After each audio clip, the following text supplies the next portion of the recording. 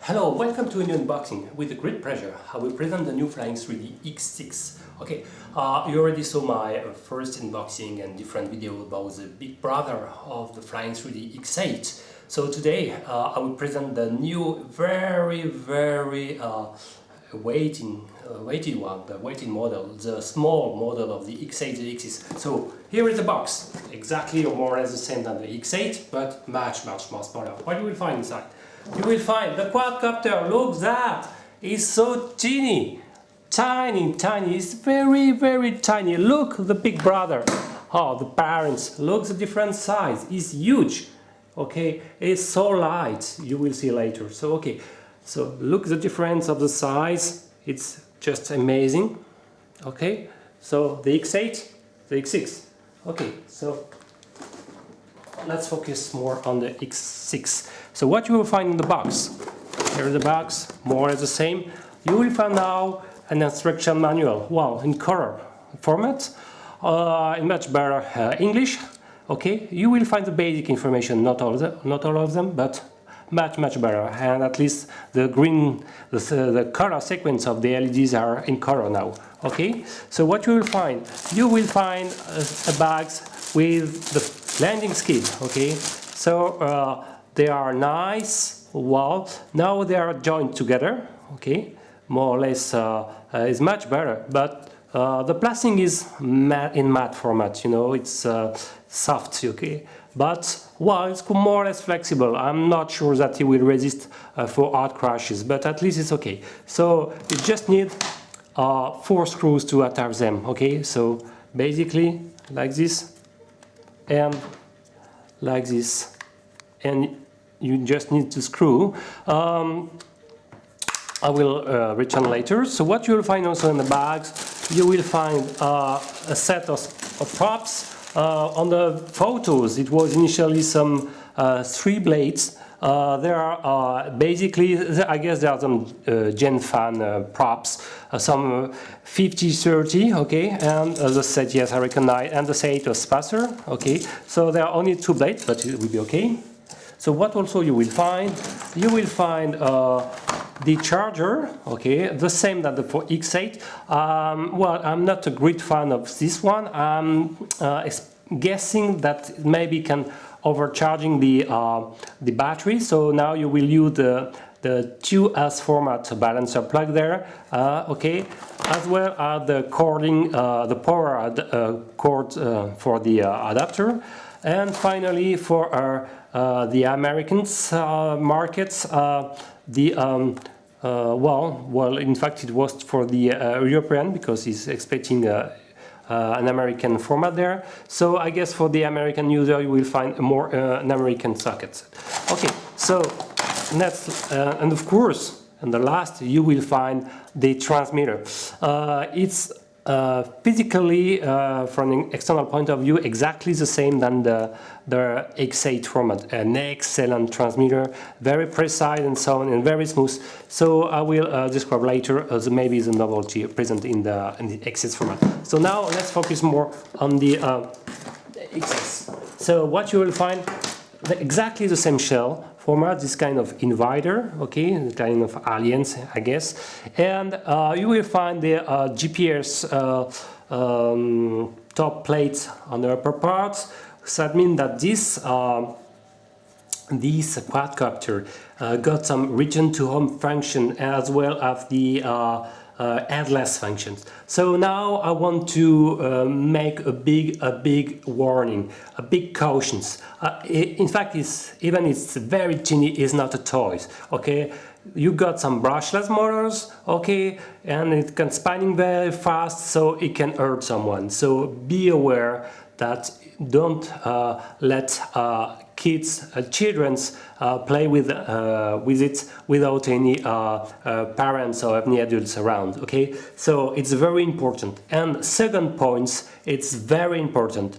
Before the first takeoff, be sure to perform the compass calibration. Okay, it's very important, because if you activate the GPS mode and if you didn't perform the compass calibration, your quadcopter can have a flyaway, that means that you have a problem in desynchro between the GPS coordinates and from the factory and your local position. So be sure to perform the compass calibration. I will do a video how to proceed. So this is very important. When you done this step, you can start to fly with it. Okay, so now let's focus on the quadcopter. So, well, you will find on the bottom part of the shell this very soft plastic, robust, yes. You will find a micro USB connector there. If you can see, there is two holes there, more this one. It means that in a future version you will probably have a plug in order to connect your FPV system. Okay, I checked the board, and I think you can find some +8 2S volt direct access, as well as the 3 volt from the receiver, or +5 volt also. Okay, so actually no direct connector in order to power, for example, a video transmitter, but I think it will be the case in the future versions. So compared to the X8, you don't have any LEDs on front, only on the two rear arms. Okay, these LEDs are from the control. Okay, they will indicate how the quadcopter is. For example, if you receive well the satellite for the GPA sections, etc., etc. So you have 4 different colors, 3 of them blue for the attitude mode, yellow for the altitude, and green for the GPS, if I'm not wrong. And you have a 4th one, which is a red, which is indicating, for example, a low voltage, or a problem with the, not a problem, but you don't receive full of satellites. So all the LD sequence will start, for example, with a red color if you don't receive up to 9 satellites. Okay, so this is very important to decode correctly the LD sequence located on the rear arms. So it's very light. Okay, inside I've got the battery. I will remove. It's in 2S format, so not in 3S. This is a 1000 LiPo, okay, rated 20C. Well, as for the X8, I'm not sure this is a very good quality battery. The dimensions are, I will start to measure the dimensions. Okay, I'm in 0. You have in length something like close to 63 millimeters. Wide 30 centimeters, 30 millimeters, and height something like 14. Okay, it's quite light if I'm scaling it. The battery ending with the GST connector is scaling something like, okay, for 54 grams. I'm advised to change for another type of LiPo. I've got a model which fits perfectly inside the battery bay. I measure here the spaces you can have, and you have only 30 millimeters of wide, but you can have up to 90 millimeters long battery. And I checked, I found some spare replacement battery up to 1300, so which is not bad, which is a better rating, because this one is rated 20C, but then I'm sure it's really 20C. So advised to be aware with this battery, especially with the provided charger, which is not fantastic too. So I advise strongly to use a real charger with this battery and to change it as soon as possible. Okay, so without the battery, without the props, the quadcopter is scaling only 244 grams. It's very light. Okay, so now if I'm adding the landing skid, oops, if more or less, if I can hold it like this. Yes, so just add 20 grams more to 261, 62, and finally with the battery. Okay, if I can engage everything. So exactly like the X8, you have to close.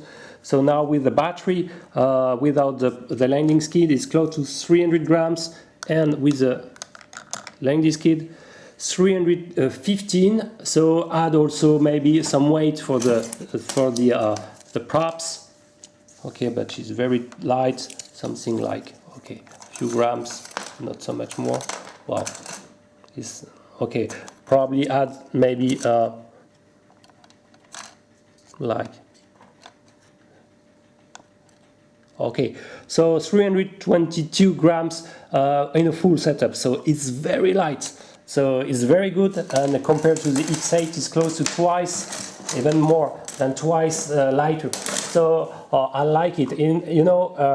You can feel that it's less dangerous than the big brother, the X8 and the 350 millimeters of format. So basically, you will find all the functionalities of the X8.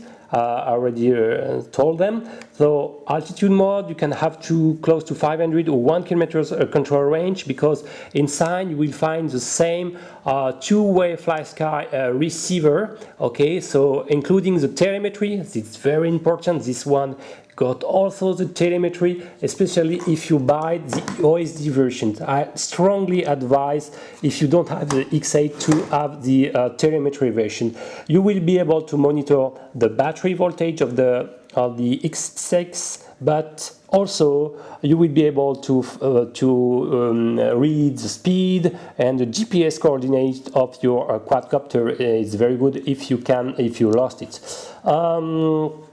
What can I say? I think we'll be able to install a video transmitter, and the payload, I guess, especially if you change the props. So I say this one was shipped with these 5-inch props, but the good news, you can also install a 6X one.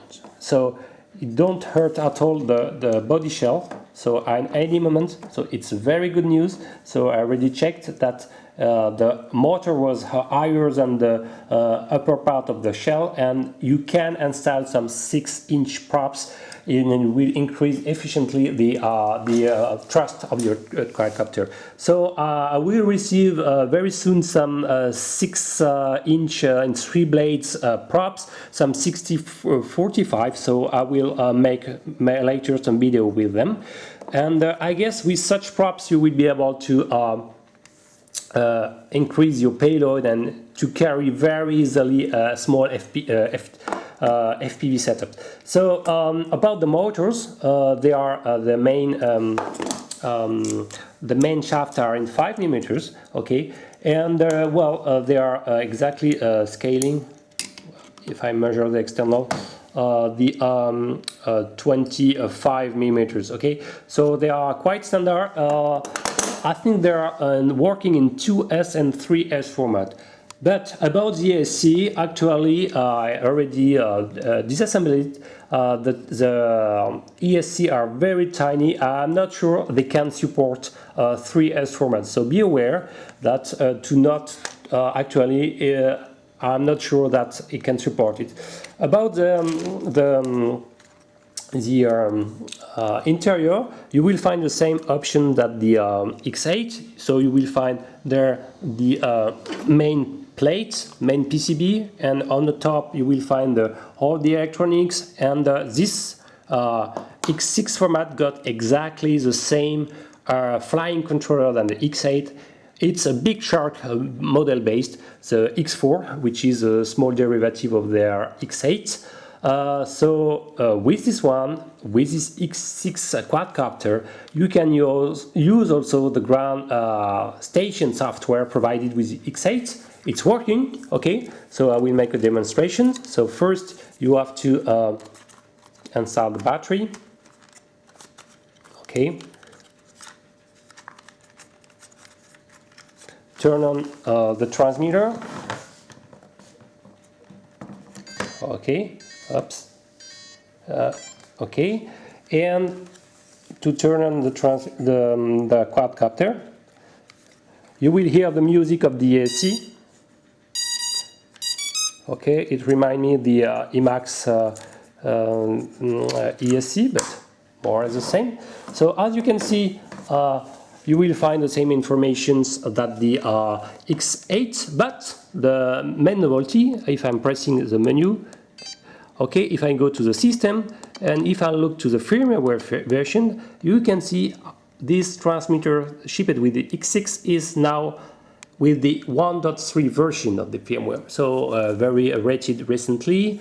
So it's compared to the X8 was the 1.2, so they mean that they updates the firmware, okay. And basically what I found is on the telemetry information. So if I'm pressing, so the first panel is more or less the same.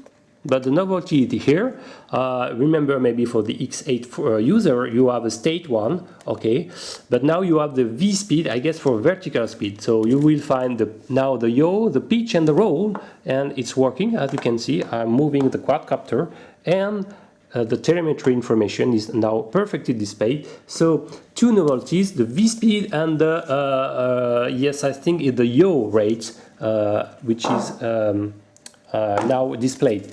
On the third panel, okay, since I'm indoors, I don't receive yet any satellite. So this is why I'm receiving, you can see some red LEDs on the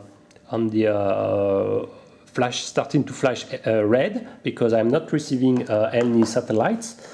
And well, you will find the horizontal deviation. This number is directly linked with the number of received satellites.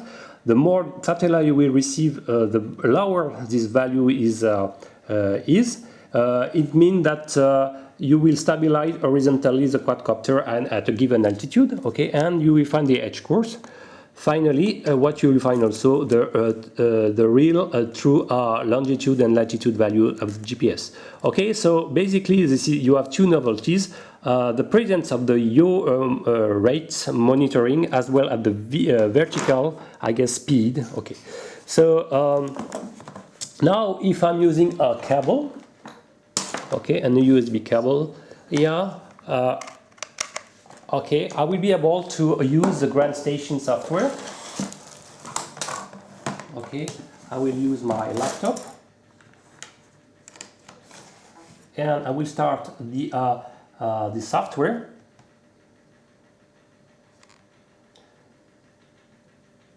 And in theory, it will install maybe okay, as you can see now, you have exactly the information displayed on the quadcopter. So you will find the Big Shark flying controller, the X4, and the device version.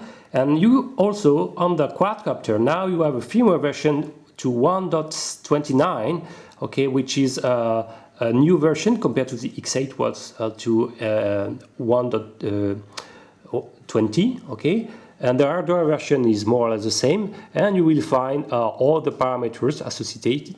Okay, so the pitch, you can tune all the flying characteristics of the quadcopter with the second panel. So, oops, sorry. The second panel is a configuration of the quadcopter. Of course, you can't change it. The third one is the behavior in gain of return to home. In case of, for example, an emergency landing with low voltage, or when you are pressing the return to home. So by default, it's an automatic return to your home locations. And as you can see, it will first climb to 5 meters if it was lower than this altitude. And then, well, you have two values. The maximum horizontal distance, so if you have 0, it means that it's set to infinity, and here you cannot climb more than 25 meters. Of course, you can change this value. For example, if you want to climb then no more than 100 meters, you will be able to write 1 meter, and as you saw, maybe it was turned blue, that means it was writing to the quadcopter. Okay, so you can also tune the alarm voltage as well as the emergency landing voltage. So with a 3S voltage corresponding to 3.55, and this one a little bit than 3.4 volt per cells. Okay, if you want to directly landing in emergency case, you have to click here. You can also choose you have the lifetime HUD displaying here, okay, when you're moving, as well as the action of the transmitter when I'm moving there. And you can see that I can select the yes, for example, here if I'm pressing the both switch down, I'm in return to home. Okay, you have all the configuration, and finally here you have the real data in real time, okay, of the quadcopter. So here the port on the left is nothing else than the channel 6, and this button actually is not directly plugged with a receiver, but I guess it will be possible if to do it.